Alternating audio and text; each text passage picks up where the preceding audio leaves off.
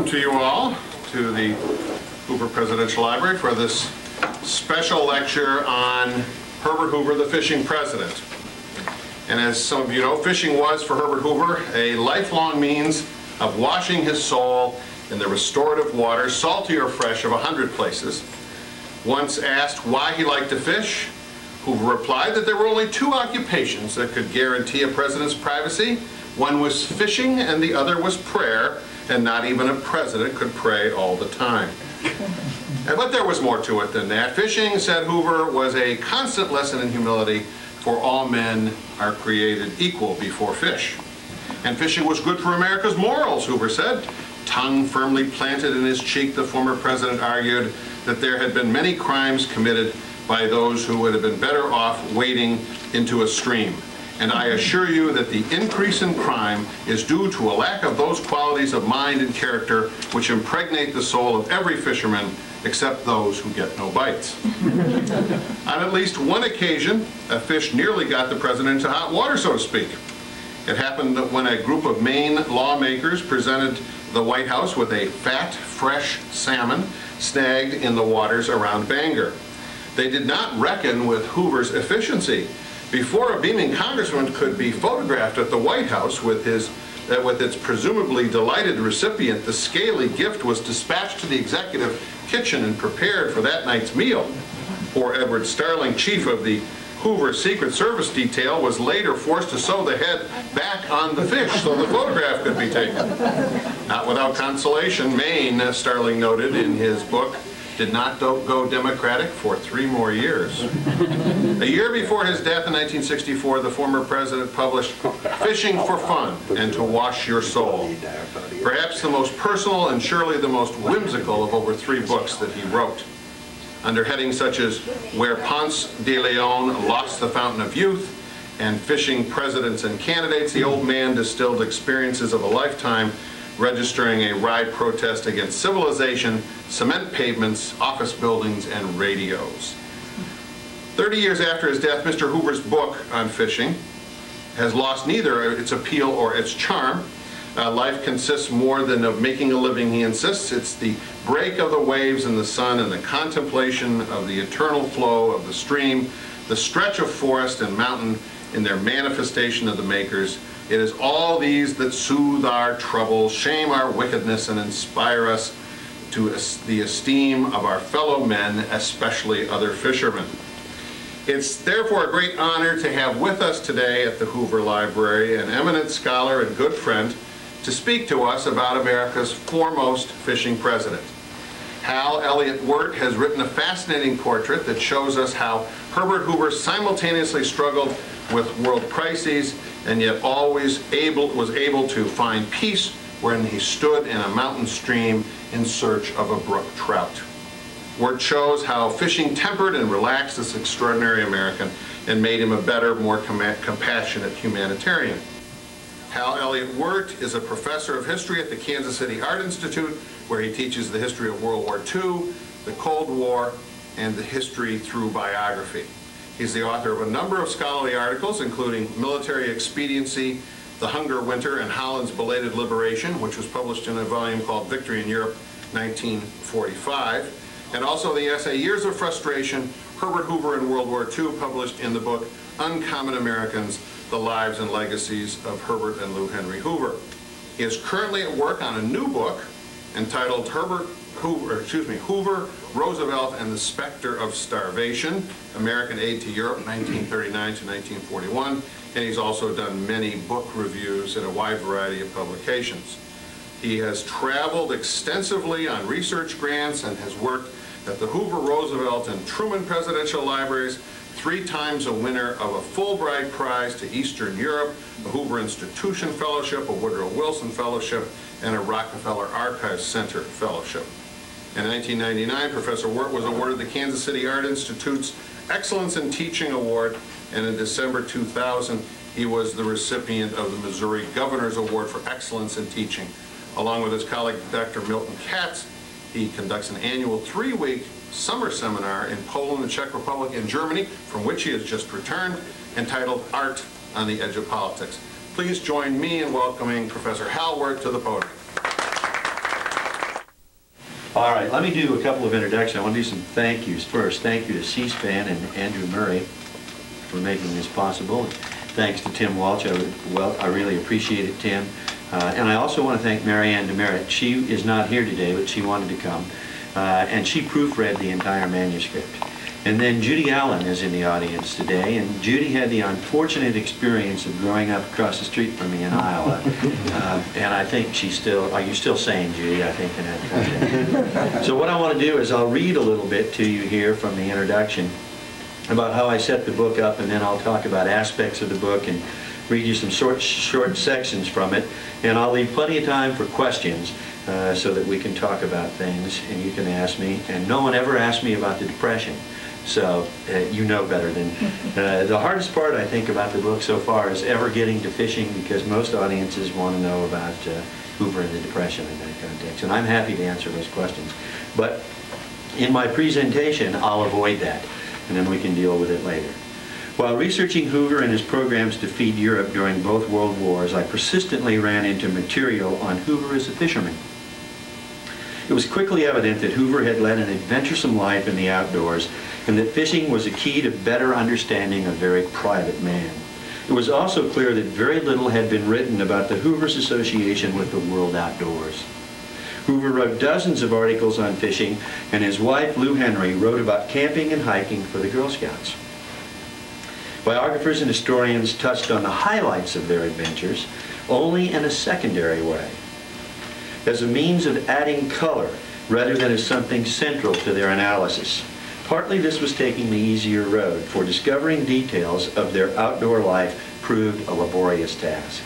Hoover considered his fishing time private and therefore rarely revealed any details as to where, how often, or with what he fished. The oral history collections of the Hoover Library were invaluable in ferreting out details, as were newspaper clippings and many other small paper and newspaper files. Much of the best information, however, came from state historical societies, county museums, and local newspapers.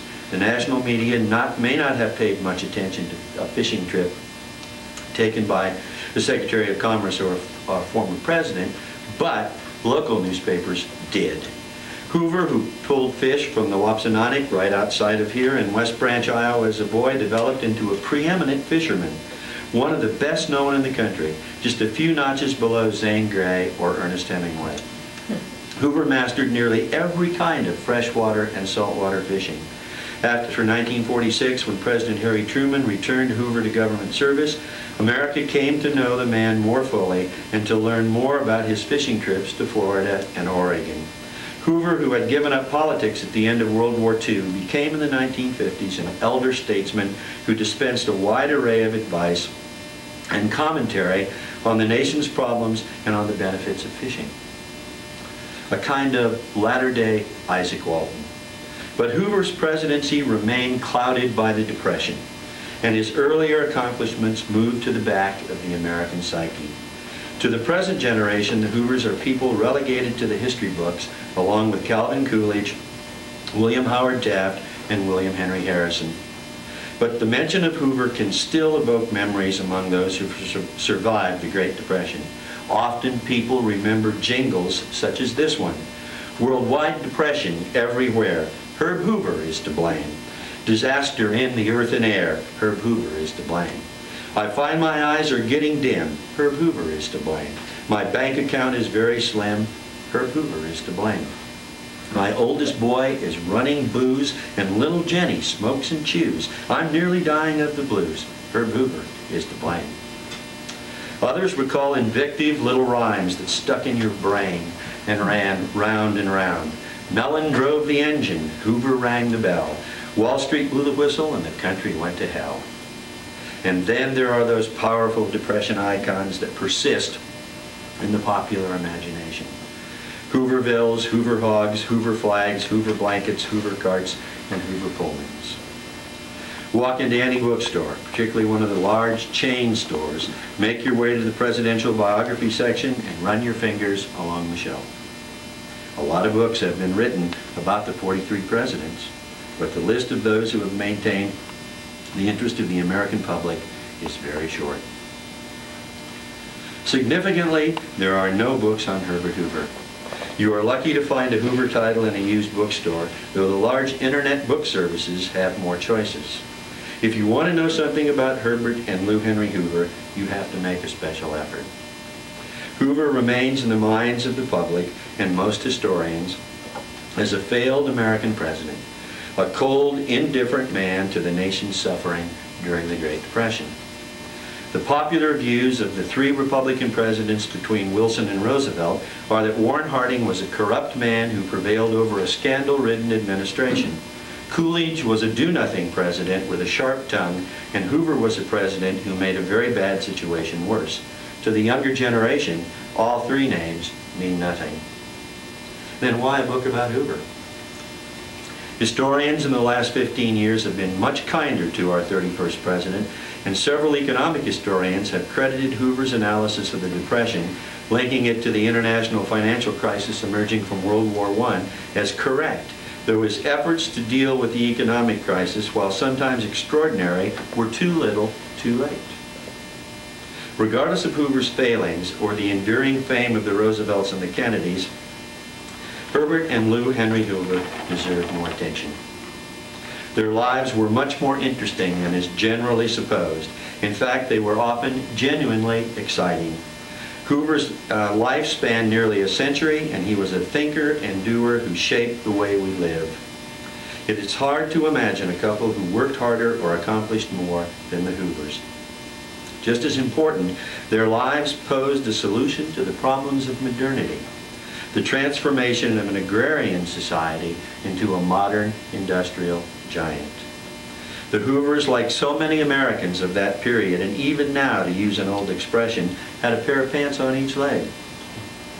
One leg was firmly planted in rural Iowa with its attendant values, and the other leg was squarely in the new, upwardly mobile urban professional class. Hoover's idea was to combine the best of the old with the new, to minimize the assured loss associated with major changes he was helping to bring about, to try not to be the agent of our own society's destruction.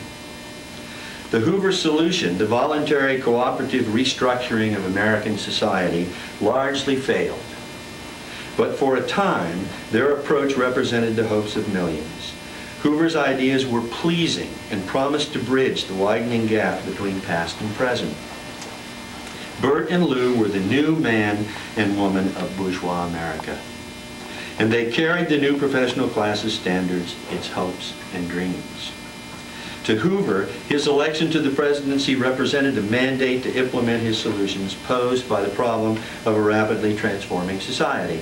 It was a new day. A more radical solution to the same set of problems, which also failed, was the road traveled by John Reed and Louise Bryant. For Hoover, fishing became symbolic of his effort to transcend the earthquake-like separation of historical epochs. Fishing and the beauty of nature pulled forward those simpler times, recalling the garden in which we once had lived and had so radically transformed. Hoover likely will remain somewhere around 30th on the polls rating the presidents. Because of his accomplishments in his post-presidential years, he, like Jimmy Carter, won a place in the hearts of Americans. Nevertheless, he will continue to be viewed as a president who, although he was a decent, upstanding, caring human being, committed to government service, was a failure while in office. A man who failed the challenges of his time, a man who failed to master events and was therefore mastered by them. But a closer examination of Hoover's life reveals a private, shy man, largely unknown to the American public. Ironically, that is exactly what Herbert Hoover intended. Stoicism, his Quaker upbringing, and deep commitment to privacy made Hoover difficult to know. Except for an infrequent glimpse behind the wall of seclusion, whatever unhappiness or disappointments the Hoovers might have suffered in their marriage, or whatever difficulties or disappointments they had in their family, remain essentially hidden. The Hoover success in warding off the world is a constant source of frustration to the historian. The downside of public persons who insist on private lives is that a lack of personal letters and diaries turn historians to other figures, people who are more accessible and can be more easily reconstructed. Through a large range of sources, I have been able to identify and able to clarify many details concerning the Hoover's life outdoors. And I have discovered the details of many fishing trips that were previously unknown.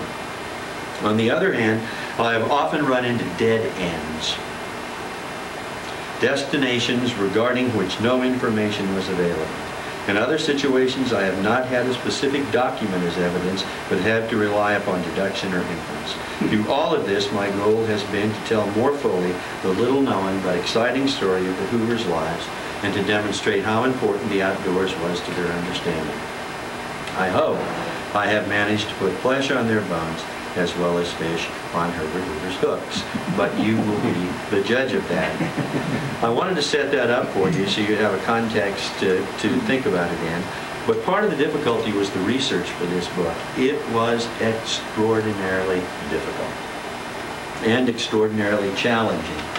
Hoover often, and there's 3 archivists here in the audience today, as you know, actually 4, as you know, Hoover's calendar often just leaves blanks when he went fishing.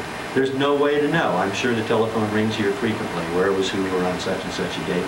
So one of the first things I did was print the calendar out for his entire life and then run it cross-index it against the New York Times, just as a start. Just as a start. But then, halfway through the book, the early chapters were the easiest, but halfway through the book, it got more and more difficult. You would think, when was the first time that Hoover fished in Florida? My God, that was a difficult question to answer, because he wouldn't tell anybody. I think 1924, but it actually could have been 1923, but I'm pretty well convinced it's 1924. Also, when was the first time he went to the Bohemia Grove? He joined in 1913, but I finally discovered he went in 1920 for the first time. So little things that would normally be easier for other people proved to be extremely difficult for Herbert Hoover. Again, local newspapers really helped with that, but I think there were some other things that were helpful too. One is the fact that I also grew up in Iowa and was an Iowa Boy Scout who camped and knew the flora and fauna of Iowa and loved them very much. So I was familiar with that territory and felt a real affinity towards Hoover in those early years. I also had a love, you know, he loved the Iowa food, and I always did too, and I think I was fortunate enough to have been born early enough that there were still connections to the old Iowa, in the sense that my great-grandmother's farm had rows and rows of chickens that were canned in aspic and quart jars. As well as pork and beef canned in aspic and quart jars, which could be used to make anything. I also developed a love for salted Bing cherries, which anybody outside the state of Iowa thinks is weird, and some of you may think are weird too, but my grandmother was an aficionado. And all kinds of dilled green beans and other assorted pickles. I see heads shaking all over everywhere. And I still love them, although I've quit canning, although I might go back to it. The other thing I think that really helped too was having taught at the Kansas City Art Institute. And people have asked me for years and years, why as a historian do you teach at the Kansas City Art Institute? And the answer to the question is the Art Institute students do 40% of their curriculum in liberal arts. And I was offered a tenure track position there some 30 years ago and loved teaching there. And the students responded well to history, and it's been, I think, a love affair for both the Art Institute and myself for the last 30 years. But the good thing is, there are only 2 other historians. Everybody else is in creative writing. So that anytime I'd show my friends anything that I'd written, they could care less about the historical detail or the footnotes. All they cared about was the prose. And they hammered me repeatedly. So, you know, they would say, it's a story, stupid. And, you know, academic historians are not known as good writers. I'm not going to argue that this really constitutes good writing. You can judge for yourself. But I tried to transcend academic writing and get over the idea that academic books should just be written for other historians. That in fact, I think in the 40s, historians had a wider audience, and we tend to lose it. A lot of that has to do with postmodernism and European theory and other things like that the average person rightly could care less about. But nonetheless, I had hoped to do that within the context of this book. Another thing I think that really helped is this set me off on the road of adventure following Hoover. And I had in, I think, 44 or 45 states, but I'd never been to Washington and Oregon. And going out to Oregon was a new discovery, and Oregon is a fantastically beautiful state that I fell in love with, and of course Herbert Hoover did too. And the rivers and streams are magnificent. The Rogue River, the McKenzie River that was his favorite, were really fun to explore. So what I got to do all over the country was follow in the steps of Herbert Hoover. And almost everywhere he fished, I went. So this provided a lot of research time, great tax deductions, and wonderful vacations in that context. The only place I didn't, because I had spent some time there earlier, I didn't really explore again, were the Keys. And Hoover really knew the Keys backwards and forwards, and really came to love the tropics. Although I knew the tropics well, because I'd been stationed in Okinawa in the 1960s for 2 years. And had explored all the little islands in the Ryukyu chain and loved the tropics. And I had been to Florida and fished in Florida. Now my confession, I haven't been fly fishing since I was 14. One time in South Dakota. I would like to go back after I saw all the rivers and streams. I wouldn't mind going back, but of course it's an expensive, time-consuming hobby in that context, and I think I'd really rather research and write. So I also got to discover Oregon. We should talk about some of the other themes I mentioned in the introduction here too. There are a lot of good fishing stories in the book, and I think you'll enjoy those. And I tried to describe all of those places accurately for you. The rivers are beautiful. Hoover also, of course, stayed in some of the best watering holes for the rich in America. Sometimes I'd have a drink in the bar. But, you know, he liked to stay at the Ahwahnee Hotel for 2 or 3 weeks in Yosemite and fish. I know, at $400 a night. Or he would stay in some of the best hotels in Colorado and other places too. So I would make tours of those buildings and forays to the bar and then look over the grounds and that sort of thing too, but not stay in the hotels. But there are some themes that are in the background here. The fishing's up front. Hoover's personality is up front. I think fishing does elucidate his character. He's a very difficult man to get to know. I think Richard Norton Smith's book really helped me. Richard's book, An Uncommon Man, did a lot with the oral history collection. And it was the oral history collection and then the clipping file that were really my access to what Hoover had done. And then I can be maniacal in my research, I did go to every county museum in America in which Hoover ever fished. And I found incredible photographs and incredible stories that no one has seen before. I think the photographs in the book too, there are 80 of them, were also a real challenge. In terms, and finding out who owned them and paying the copyrights. Some of them had been sold 5 and 6 times, and it was difficult to track them down. But there are photographs in the book that have never been seen before. There are some on the McKenzie River in 1923. I think his Aunt Hattie's cabin on the Rogue River in southern Oregon is an unknown photograph, and there are 5 or 6 others, so you'll probably enjoy those too. But again, back to this theme, Hoover really was a thinker about the transition from rural America to industrialized America. And of course, that's the classic question of the turn of the last century, and it's the same question we face now. Hoover was part of a major technological revolution, and we're part of a major technological revolution at this point in time too, and our answers aren't any better than they were at the turn of the century. Hopefully, we won't have happened what happened after the turn of the first century, which was an unpredicted World War I. But Hoover thought about the uses of technology. He thought about housing, about radio, about communication. He was into giantism, which most engineers all over the world were, into big dams, big projects, you know, the kind of thing the Soviets did. The same way. He also, sometimes I think of him too, I know this may seem a little strange, but I do take students to Europe every summer, and we spend a lot of time at the Bauhaus, and Walter Gropius and Herbert Hoover are more alike than you might ever guess, even though one tends to be a socialist and the other is not. But Gropius spent all of his time a little more oriented towards design, but about those same questions. You know, how could you provide housing for mass man on a cheap basis? How could you design things that were beautifully made but were sold cheaply? How could you develop prototypes that could be mass produced? And Hoover thought along those terms and when he was Secretary of Commerce about those kinds of problems too. So that in the background of the fishing story is this problem about major change in society. And Hoover's one of the major thinkers and doers, particularly when he's Secretary of Commerce in that theme. Also, there's the conservation theme that runs through the book. The conservation theme, Hoover was, George Nash ponders and Ken Clements ponder in their books, how did Hoover become a conservationist? I think George Nash has a scene where Hoover in the early 1900s in London has put 3 or 4 sacks of garbage together and chucks them over the side of a barge. And then later, he's a conservationist. Well, I think the answer is fishing. And the reason why is Hoover fished as a boy and then fished all through Oregon, but then he basically gave it up when he made money. This is a hard problem too. Hoover always claims he fished on 5 continents, but there is no historical evidence that he fished in China, Australia, or South Africa.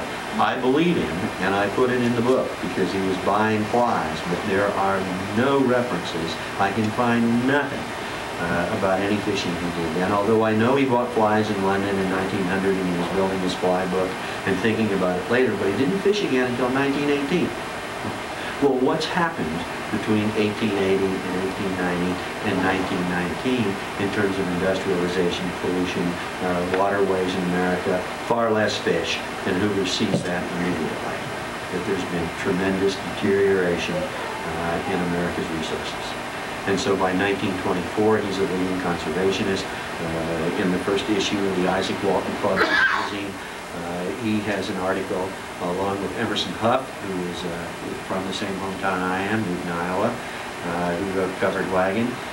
He has an article in that magazine, and so does Zane Grey, I think, in the first issue of the Isaac Walton magazine. Then from that point on, he is an ardent conservationist. When he became president, too, he took millions of acres of western land and put it under federal control. And he's big on national parks and that sort of thing, too. And he also becomes very big on catch and release in that sense. Instead, he liked it. Somebody asked me that question earlier today. It's later in life that he does that. He loved to eat the fish he caught, even when he can afford not to. He loves to eat fish, and he even likes fish better than beef. And one of the things, he didn't like Dwight Eisenhower anyway, but when he and Eisenhower went fishing, I've got a picture in the book of them cooking steaks on a grill. And Hoover is carping later about the fact that they didn't eat the fish they caught, that they were going to have great big porterhouse steaks and that sort of thing too. We'll talk more about his character in that sense too. But back to the sort of Walter Gropius idea. You know, he's an engineer, and he thinks that you can engineer solutions to social problems. And that's what he's basically thinking about. He's also worried about leisure time. You know, when he was Secretary of Commerce, this is unbelievable now, but the steel workers worked 7 days a week, 12 hours a day. That had to be the most grueling, god-awful job a human being could have. So, and it was scaled to 6 days, I think 10 hours a day, 6 days a week while he was Secretary of Commerce. But as we got more and more leisure time, he's thinking about how it could become an industry in a sense. What are people going to do with their leisure time? How are they going to use it effectively? What will it mean? So he spends a lot of time thinking about that too. Now, there's also, I think in the book, there's real competition in Hoover's mind between the East and the West. And the problems we've always had. Can a president from New England besides John F. Kennedy ever win an election? Because I'm teasing you here, but because the blue states are so out of touch. In that context with the rest of America, we argue in a way that that was the problem with the last presidential candidate, the Democratic presidential candidate, that he was from New England. But there's great competition between the East and the West. And I think when Hoover was elected president, there was that feeling, that very strong feeling, that not only was it a victory for the Hoovers, it was a victory for California, it was a victory for the American West in that context. He was the first president born west of the Mississippi, and the power alignment is changing. And you can see while that begins, Hoover too, I should say too, Hoover in the 1928 election thought that the South was not so solid. And in fact, it proved not to be. I think he carried Tennessee, North Carolina, and Virginia. Am I right about Virginia? Who knows? Yes, okay, yeah, I think it is. I think those are the 3 southern states, but I wouldn't swear to the last one. But in any event, you can see what's happened since that shift started in 1928. And of course, the power alignment has radically shifted, hasn't it? I mean, it's all in Florida, Texas, in California. And look where the American presidents have come from. So all of those things are backgrounds, I think, throughout the book that you might enjoy. Let me, on page 173, let me do a little quick reading for you. I'll do a couple of these for you along the way, and then we'll be able to talk about them. This is the night of the 1928 election, and they set up returns in the house in California. The big house has been completed in the early 1920s. And a crowd of Stanford faculty and students was gathering outside the house. And in the distance, a band was heard. McDowell's brother, who ran the Stanford concert series, had corralled the evening's performers, the John Philip Sousa Band, and brought them to the Hoover House. The crowd, led by Stanford cheerleaders, yelled, "Sis, boom, bah, Stanford. Sis, boom, bah, President Hoover." The Sousa Band commenced to play the Stanford hymn, "Hail, Stanford, hail, and from the foothills to the bay." The president-elect and guests were pulled onto the porches and verandas for the serenade. The concert ended with the rousing Sousa rendition of the Stars and Stripes Forever, followed by the Star-Spangled Banner. Sousa was ushered into the house to meet Hoover. Outside, the crowd became very quiet. Spontaneously, a song arose from the porches, the verandas, the hillsides, and the street, where the rolling foothills rise up toward mountains higher. And as the last verse of the alma mater drifted off, Lou Henry stepped forward. "I thank all of you for coming here," she said. Quietly, the large crowd dispersed into the starlit night. It was a magical evening, a benchmark, for the crowd knew full well it was not just a victory for the Hoovers.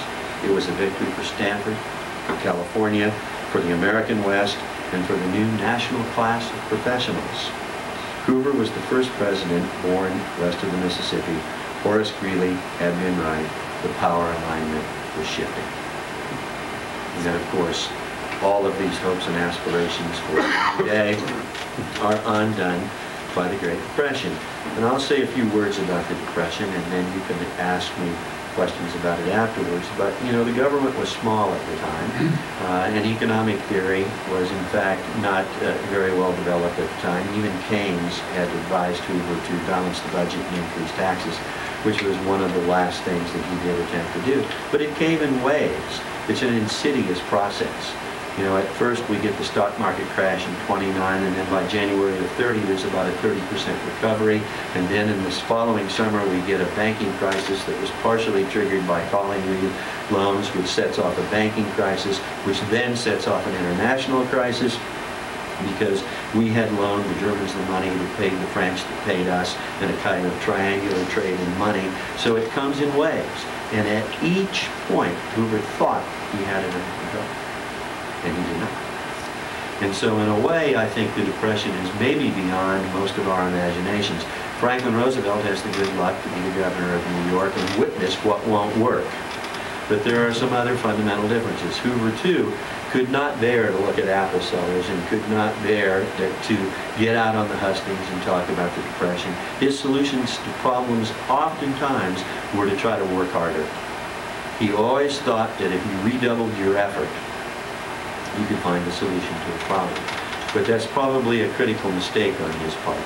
Some of his advisors argued you need to get out on the hustings, you need to make yourself more visible. But part of that problem is, too, Hoover doesn't like politics.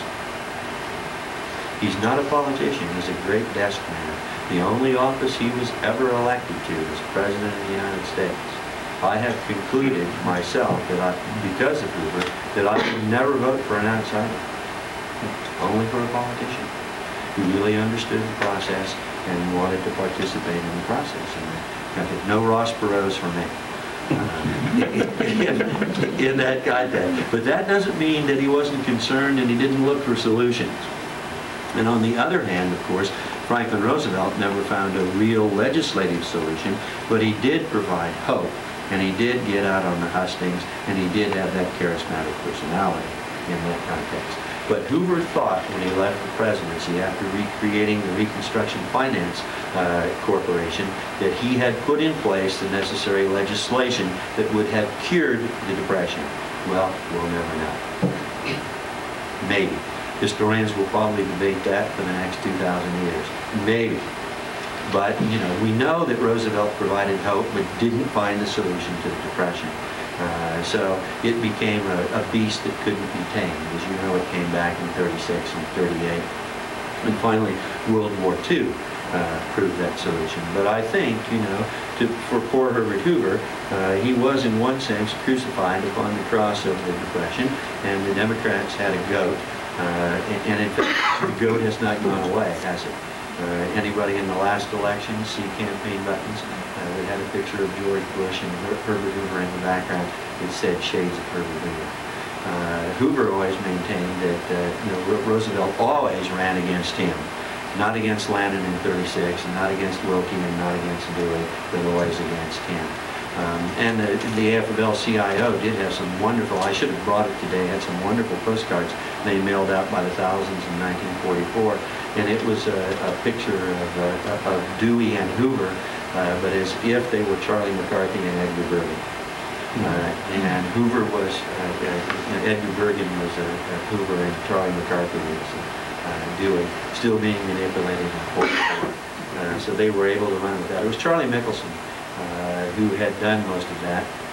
But an interesting thing, we don't have time to talk about everything today, but Mickelson and Hoover were fishing partners in 1923 in Alaska. Which is amazing how things have changed. Mickelson always defended himself about the accusations against Hoover. Hoover always claimed they were smears, but Charlie Mickelson always said, the table was set, all we did was sit down and eat dinner. In other words, he was vulnerable, they knew how to use it, and Mickelson always defended himself and said, well, what we did to Hoover is exactly what Hoover did to Al Smith in 1928. Now, I'm not a political historian that wants to argue whether that's true or not, but I try to put all of these things in the background, too, very quickly, to see what, to deal with these problems. Let's talk about some other things, too. Hoover loved his hideaways and his privacy. He loved to get away to the most remote areas of America. And one of the areas that he built, and Dwight always helped me with this, is we were always both intrigued by Willie Camp. And Willie Camp in Northern California was a great mystery that took a long time to resolve. But and in the book, there's a picture of the cabin.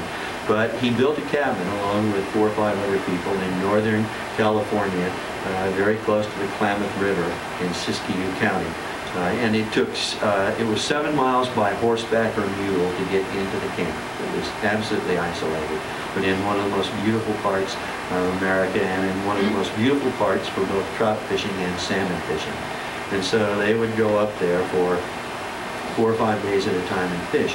The problem is the cabin was completed in 1927, and then Hoover was involved with the Great Mississippi River flood in 1927.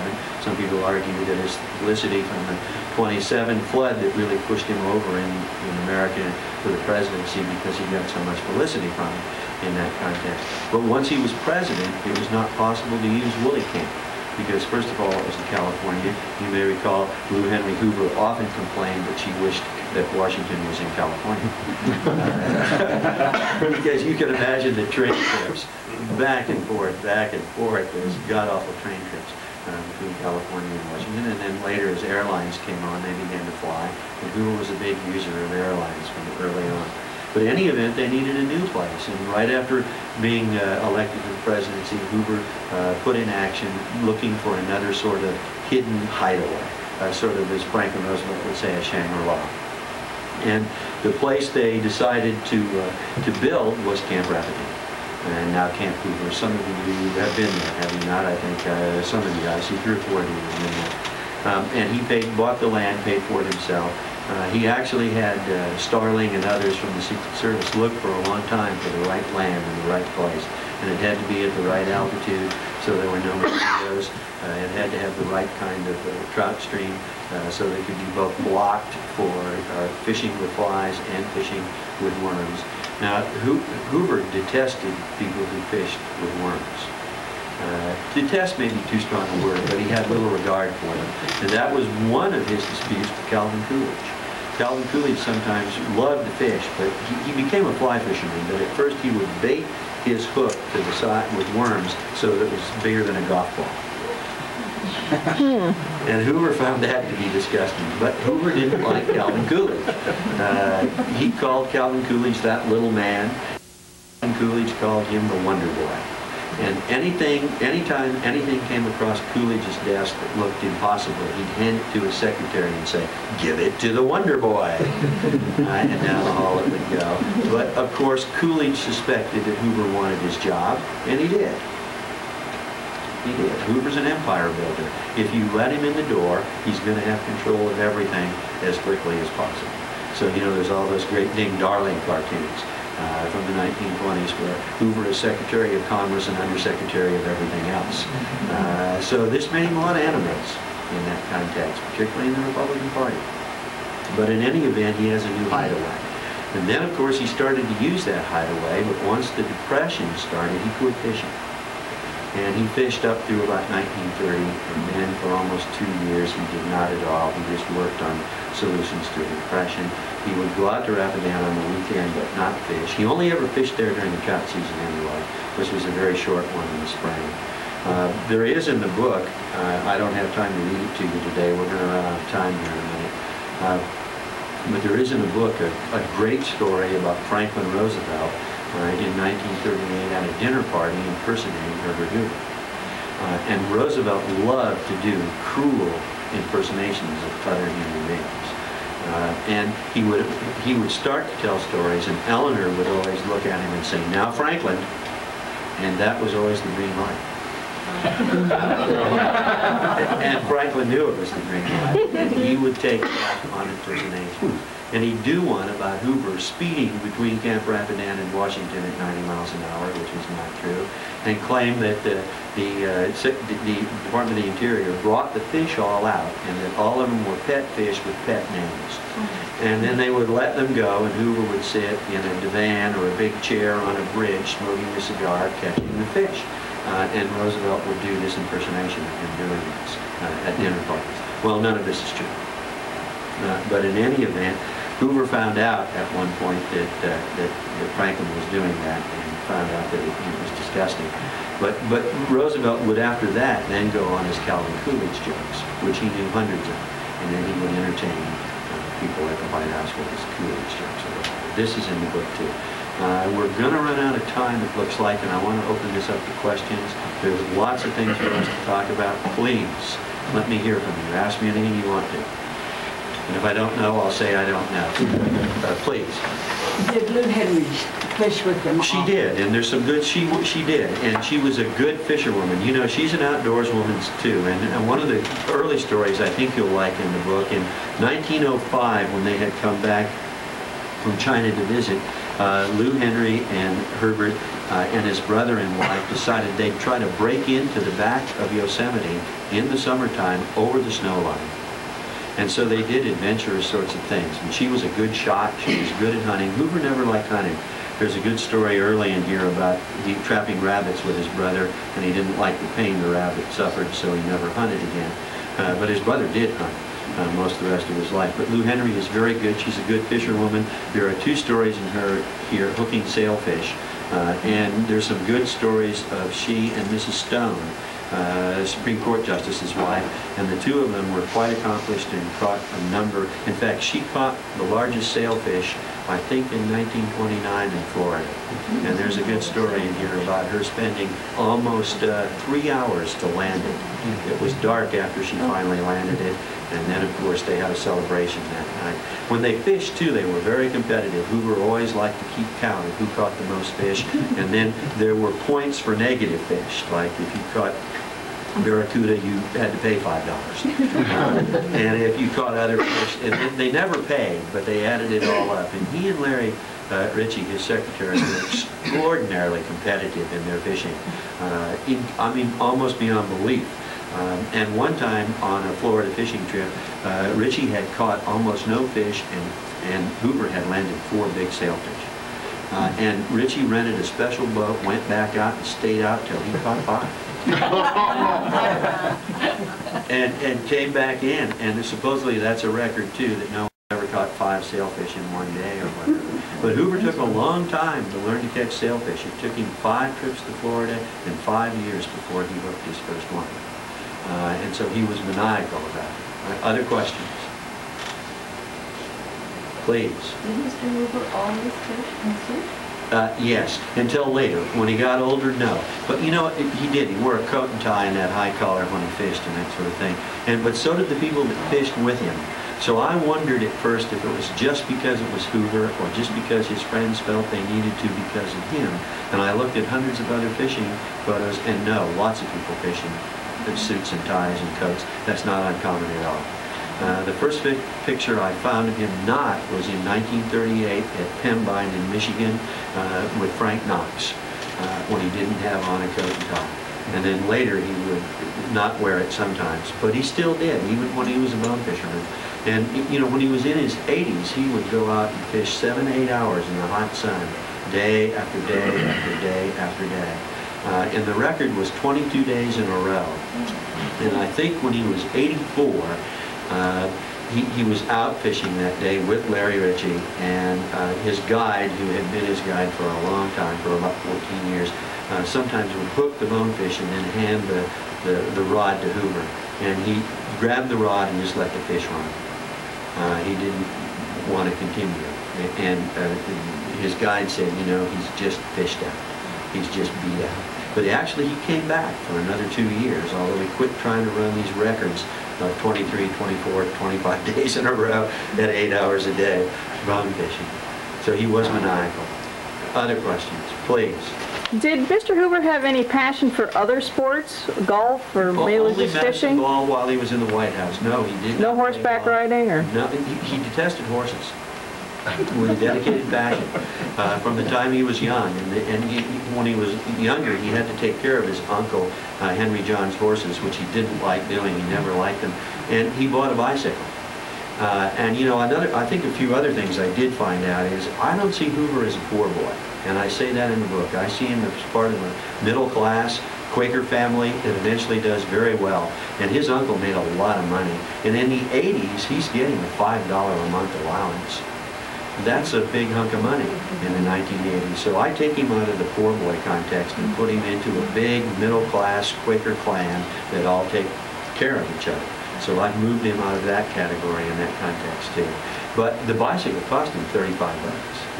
And it was a new safety bike. He tried the big high bicycles for a while, the one wheels, and he kept falling off them and having difficulty. And then the new safety bike came along, and he was one of the first people to buy those bikes. But he was always very, very rigorous about his accounting. You know, he always makes the statement that he couldn't afford fishing poles. I don't think that's the truth. I just don't think he wanted to spend his money in that context. Please, please. Did he combine fishing with business trips? He did. You know, I think I tried not to psychologize in the book. And I really don't think that probably psychology has much of a role to play in history because it's very hard to psychoanalyze people who are no longer alive. So I'm going to use a Freudian word reluctantly. I think he felt a little guilt about his fishing and sometimes about his ambitions, and he'd always take work along. And he would combine the work with the fishing. And later, he was dedicated to his writing. As he got older, he wanted to be sure he finished his memoirs, which he was working on slowly, and then the 4-volume American epic. And then he did Growing Up. You know, when he was in the 70s and 80s, he did a large number of books. And he'd set himself goals of writing so many words a day, sometimes 2,000 and 3,000 words a day. So he would fish 7 or 8 hours a day and write 5 or 6 hours a day. And combine the two together. So yes, he did combine them. Business he didn't pay a lot of attention to. He left that to Edgar Riccard. In the 40s, he really did get involved a little bit in mining again directly in Pioche, Nevada. And there's some good things about Pioche because it's in Pioche where he learned to play canasta. And his family was really upset about canasta because they said after dinner conversations were fabulous until he learned to play canasta. And once he learned to play canasta, that's all he ever wanted to do in the 40s. And he was maniacal. He made up his own rules, and the family said he cheated. Other questions? Please. Herbert Hoover loved to fly fish and he loved bone fishing. He did. Would you tell us your favorite fly fishing story and your favorite bone fishing story involving Herbert Hoover? How much time do we have? I did take some notes down. Yeah, let me grab a page real quick here because it's probably better if I do this way. I think I wrote the pages down in big numbers here and we can get to them. While we're doing that too, I think while we're looking for that, in the book, he did use Isaac Walton as his touchstone. And he started to do that in the 1920s.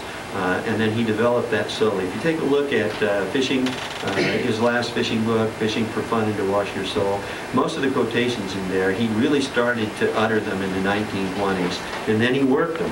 And he used them over and over and over again over the years in speeches. And this is that's the final polished version of those things in that context.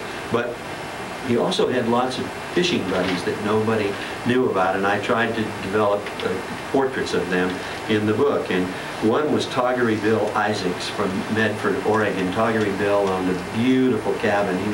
He had a clothing store in Medford, Oregon, and he was an expert fly fisherman. I think he won a contest in Oregon of casting 98 out of 100 times into the tide. And he won the contest for length, 120 feet, I think, if I remember correctly, and the number 2 person was only 100. And Hoover became friends with him. And he stayed in his cabin occasionally, and then they would fish the Rogue River together. He was a big Rogue River advocate. He also made friends with another man by the name of Rainbow Gibson. These are colorful guys. He owned the We Ask You In, which was a wonderful resort where Clark Gable used to stay with his girlfriend. And who would be there sometimes when Clark Gable was there in that context. But there's a picture in the book of Rainbow Gibson in a macho pose in the middle of the road with a big rainbow hanging off his belt and that sort of thing too. And then he had a guide earlier by the name of Elmer Happy Hooligan Johnson. So I think there's a lot of colorful characters that Hoover knew that hopefully I brought out that other people didn't know. But yeah, I think one of my favorite stories is when he caught his first sailfish, and he did that just before he went into the presidency. And he fought it for about 40 minutes. And I think what Hoover liked too, he liked the exhilaration of hooking a big fish and the fight that ensued. And sometimes afterwards his shirt would just be soaked, his muscles would be aching in that context. And he's a determined human being. He'd bait his hook and go after another one right away. But I think he liked that visceral aspect of it. Catchy. He also, I think, liked the ocean. The thing he liked about the ocean is, too, you couldn't be sure what was underneath it. You know, it has that primeval how many of you like swimming in the ocean at night? Well, I do, but you know, but there is always that fear, is there not, about what's underwater and that sort of thing, too. And many times when they hook a sailfish, it would be bitten in half by a shark just as it got to the edge of the boat. They were always losing sailfish to shark, even bonefish.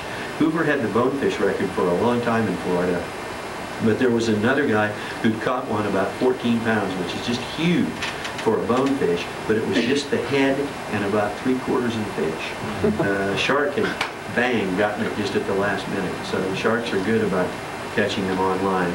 Probably my favorite trout fishing stories, he loved the Madison River in Montana that flows out of Yellowstone Park. And there were friends there that had a cabin. And in the 1930s, he went there frequently, 6 or 7 times, and sometimes would spend 2 weeks. And he went there with people he really enjoyed. The Madison is a very special river. It's got about 2 miles of just about 3 feet deep and a gravel base so you can see the bottom, and it's easy to wade and easy to fish. Hoover was forced in the late 1940s to give up wading. He was afraid he'd be swept away. You know, if you in those fast rushing cold waters in the west, the water is really cold. You have to have a pike in one hand. And then you have to have, it's really hard to change your fly. You have a pike in one hand and your fly rod in the other, and you're working your way down those rivers, and they can be very slippy. How many of you ever walked in those rivers?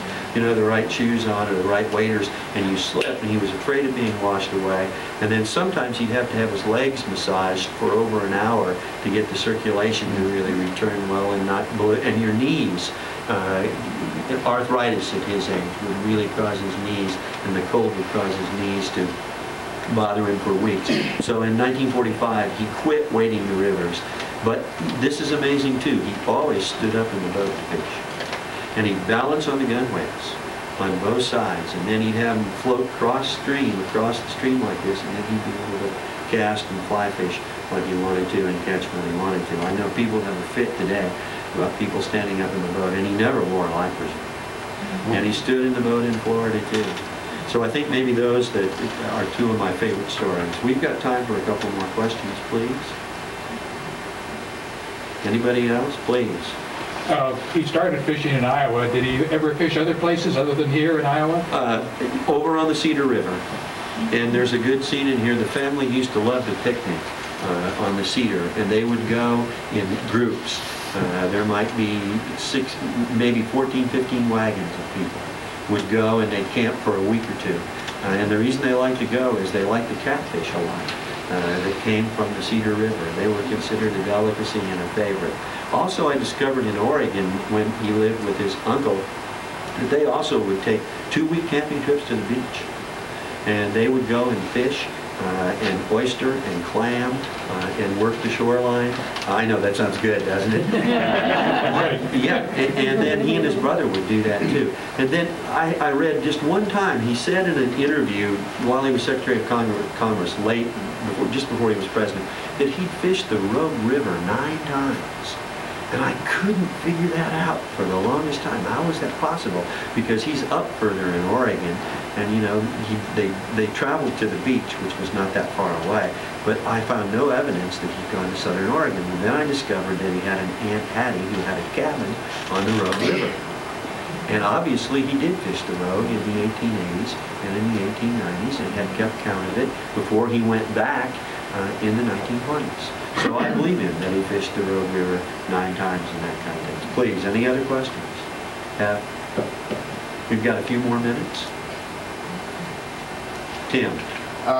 Would you compare Herbert Hoover with Jimmy Carter as fishermen? Yes. Be careful the way you phrase that question. They share other similarities too. My editor took that out of the book. But they do share other similarities. Both of them, I think, I'll be honest about this, are failed American presidents. And both won the hearts of the American public after they were president in their post-presidential years. So, the editors at C-SPAN will probably take that. But in any event, yeah, I do think there's some comparisons. I think that Hoover's a better fisherman. I don't think there are any other presidents that are as good a fisherman as Hoover. And, I mean, he has all the trophies to prove it. I mean, he won the Miami Fishing Tournament on numerous occasions. He had the bonefish record for years and years. He won, you know, when he was at the Long Key Fishing Club. He always traveled in the footsteps of Zane Grey.